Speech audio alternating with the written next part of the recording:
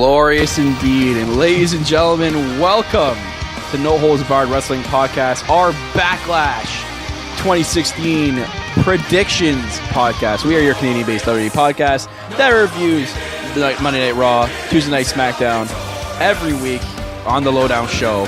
But this is not the Lowdown Show. You're listening to our predictions for Backlash, SmackDown's first pay-per-view of the year. So the first single-branded pay-per-view of the year. I am your self-proclaimed glorious host, Kyle Masters, as always, ladies and gentlemen. And I'm always continue to be joined by my co-host, the boss, Mr. Corporate himself, Corporate Cappy. How you doing? Glorious Corporate Cappy, actually, with that theme. I love. That's why we picked that theme. That theme is just so good. Like, Bobby Roode's theme is literally like up there. It's one of the greatest themes of all time. That was one of the best entrances I've seen in a long time. That too, like the crowd singing it too. Like, it was a perfect 10 to say the least. So yeah, interesting guys. Backlash this week, first single brand pay per view, and if you heard the Lowdown Show, no excitement whatsoever, no build up at all. Like, I don't care. Like, about zero Backlash. build up. I do not care about this at all. Like, none. Zero. It sucks, and I want to, because there's some matches I want to watch. I mean, as bad as that sounds and as hypocritical as that sounds, we'll see. It's definitely like a we'll see pay-per-view. It's like, we're not going to know until we see it. So I'm hoping it's better than what it actually is. But I'm not expecting anything. And there's 2 vacant titles. Yeah, 2 vacant titles, and they've done zero to hype it. The Hype Bros have done more hyping. It's interesting. Anyways, guys, let's get into Backlash. Ambrose and Styles. We'll get into this match first, right off the bat. Main event. I don't care about this feud. I don't care. They did so bad this week on SmackDown to build it. They had that ending segment, and the whole balls thing, whatever. And AJ Styles is probably one of the best, if not the best wrestler in the company. And they could have done so much more with this feud, but it just, you know what? If thinking about it now, and you think about like creative, like, could you even really do a lot with Ambrose and Styles? They could have made it a little bit more serious than what it was. Yeah. They should have had Ambrose be his lunatic self, and I get have that fiery side come out of him. And I get, like, I keep getting from people I know, and people tell me, like, they don't like this Ambrose as champion right now. Like, his style has just gone away. He's become so bland as a champion, He's and like less Stone Cold lunatic. said. He needs to go out and outside the box, and it might not be his fault. He might be being held back by... Yeah, because right now, if he's being held back, this is so bad. Vince got to let him go. He's got to be letting go. Because I don't like this Ambrose right now. I don't. But if there's... Getting to the match-wise and wrestling-wise, I think this is going to be a really good wrestling match.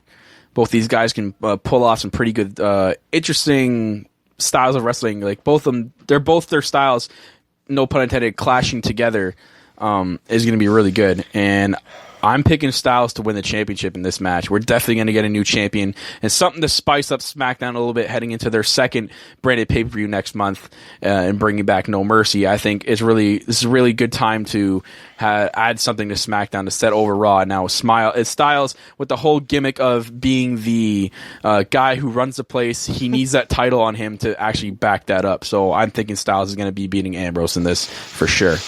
I want AJ Styles to win, but I think Ambrose is going to win. Ooh. And I think maybe Styles will win it at No Mercy. Okay. I think they're going to definitely have another match. Which I don't want.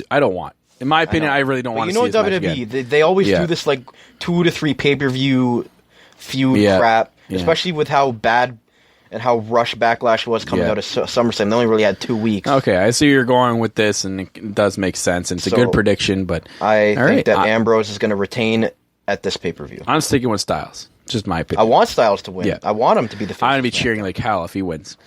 But we'll move on to another title match where, again, there's no hype behind. It really looks pointless. Miz versus Ziggler. And as Michael Chow said on the Lowdown Show, like, Ziggler just, like... This week, it was like he was a woman. What happened to the fiery Ziggler we saw? Now he's just like what Michael just said, he's going to be going for the women's title. Like, this week was just so bad. Like you said last week, it just goes in this cycle. Yeah, it's the Ziggler cycle. I'm going to make a diagram and put it on Twitter of the Ziggler cycle. It's so bad. And you talk about Miz as well. And like him being the fire guy we saw on Talking Smack 2 weeks ago, and now they killed the momentum. And now he's just this match is dead. It's dead in the water. I don't care about this match. I literally would happy to go get the pizza. I'll be happy to go to the washroom during this match because I do not care, and I do not care who wins this match. So I'm just going to go ahead and say that Miz retains, and he continues a stupid side promo of his of being the longest reigning Intercontinental Championship because there's sometimes where he pulls up whatever amount of days it is as the Intercontinental Champion. I don't think Ziggler's going to win. I'm thinking Miz comes out on top here for sure. I agree with that. And poor Ziggler, man, he loses in the WWE World Title match, and then now he goes down to the mid card, and he's even going to lose in that match. Yeah. And again, talk about wrestling wise, these guys both are really good wrestlers, and we're probably going to see a good match, but I don't even think it's going to even last long. They're not going to make these guys go long. This is probably going to be like a 5 to 8 minute match, and we're going to get some good wrestling, which does suck because that's a lot of holding back. I think these guys this feud feels held back, and I think the match is going to feel held back as well. It feels rushed again, like I say about everything of this pay-per-view. It's all rushed. Yeah, it's all rushed, and maybe Ziggler doesn't even lose clean. Maybe Miz gets disqualified or something. Yeah. But either way, Miz retains the title somehow. Yeah.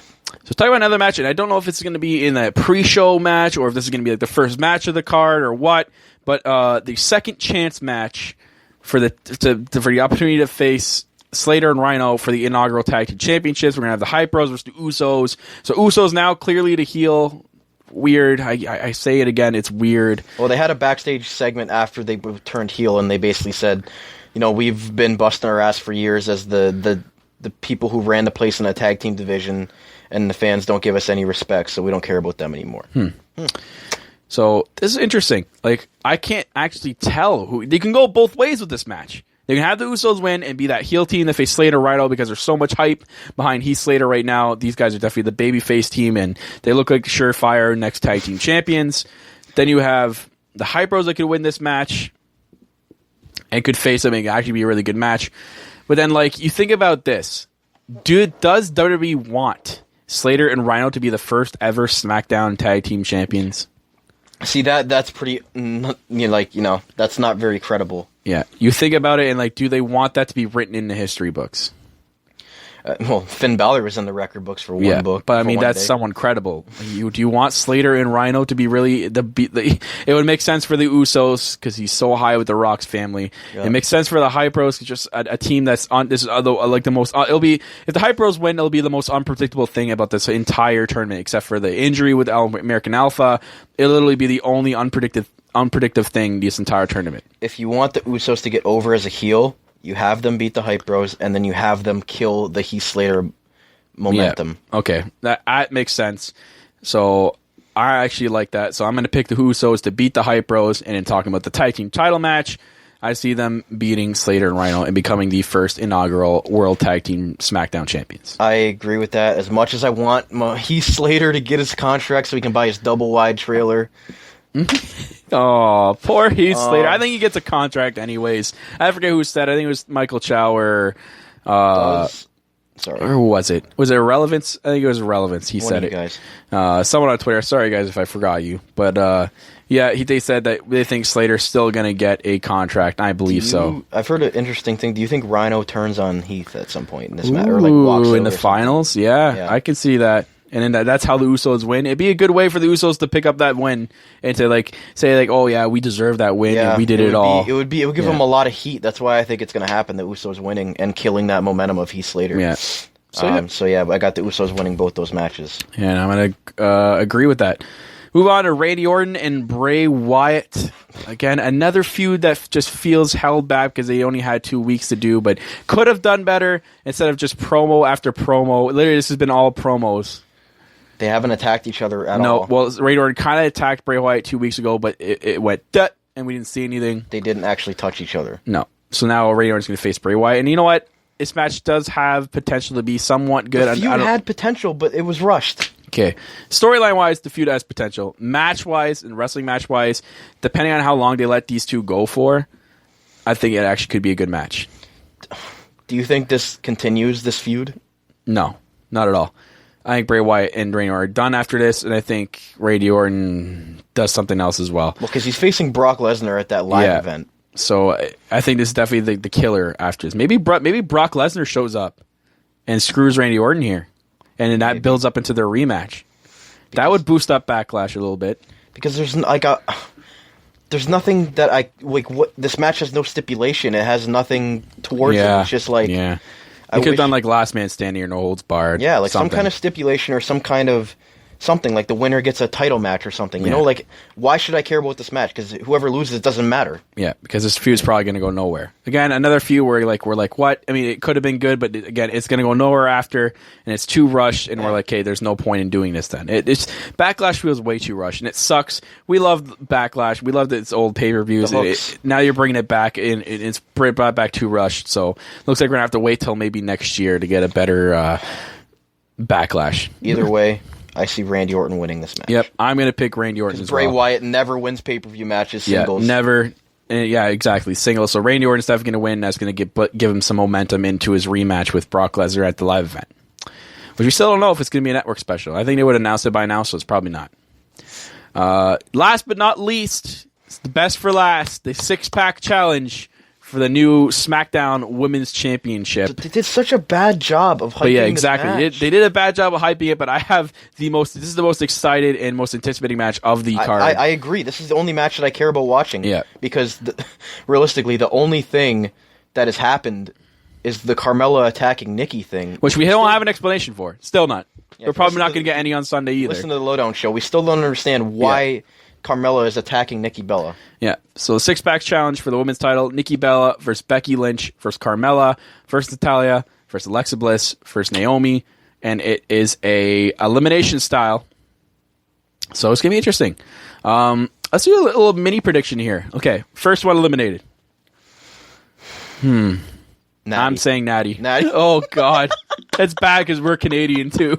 That's really bad. Sorry, Natty, but... I love you, Natty, but... She's the first one. Number 2... Naomi. Yeah, I could see Naomi being the 2. Number 2. So the last 4, Bella, Lynch, Carmella, and Bliss. I honestly think the last 2 is going to be Nikki Bella and Becky Lynch. As much as they're two faces... Actually, scratch that. What am I saying? Last 2 are going to be Nikki Bella and Carmella. What am I doing? I'm so biased right now. Last 2 are going to be Nikki Bella and Carmella. And if I had to pick a third person to get eliminated, Becky Lynch is the third person to get eliminated, and it's going to be like the biggest surprise of the match, how early she got eliminated in. So that is interesting.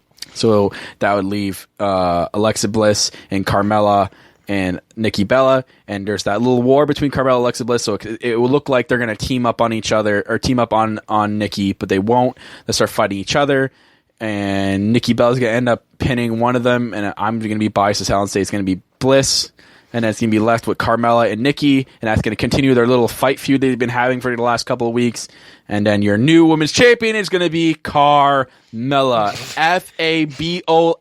Fabolous.